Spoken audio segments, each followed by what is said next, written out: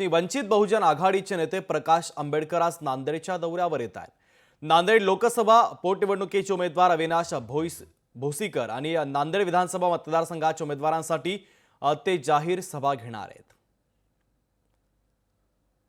आणि याचा आढावा घेतला आमचे प्रतिनिधी कमलाकर बिरादार यांनी। पाहूयात।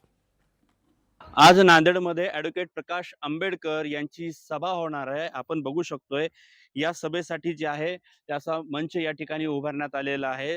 तर दुसरीकडे जर बघितलं तर वंचित बहुजन आघाडीने नांदेड जिल्ह्यामध्ये 9च्या 9 ठिकाणी उमेदवार दिलेले आहेत। तर होणारी पोटनिवडणूक जी आहे लोकसभेची, या पोटनिवडणुकीसाठी सुद्धा ॲडव्होकेट अविनाश भोसीकर यांना उमेदवारी दिलेली आहे। तर नांदेड दक्षिण मधून फारुख अहमद यांना उमेदवारी दिलेली आहे। नांदेड उत्तर मधून इंजिनियर प्रशांत इंगोले यांना उमेदवारी दिलेली आहे। यांच्या प्रचारार्थ आणि इतर सर्व जे उमेदवार आहेत त्यांच्या प्रचारासाठी या ठिकाणी ही सभा घातलेली आपण बघू शकतो की आसन व्यवस्था जी आहे 60 ते 70 हजार नागरिक या ठिकाणी बसतील अशी आसन व्यवस्था या ठिकाणी करण्यात आलेली आहे। तर ठीक संध्याकाळी 5 ते 6च्या दरम्यान ही सभा होणार आहे आणि ज्यासाठी ॲडव्होकेट प्रकाश आंबेडकर वंचित नेते हे आपल्या सर्व समुदायाला काय संबोधित करणार आहेत आणि याचं मतपरिवर्तन कसं होणार आहे याकडे सर्वांचं लक्ष लागलेलं आहे।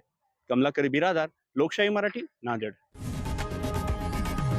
लोकशाही मराठी ऐका, पहा, जागरूक रहा।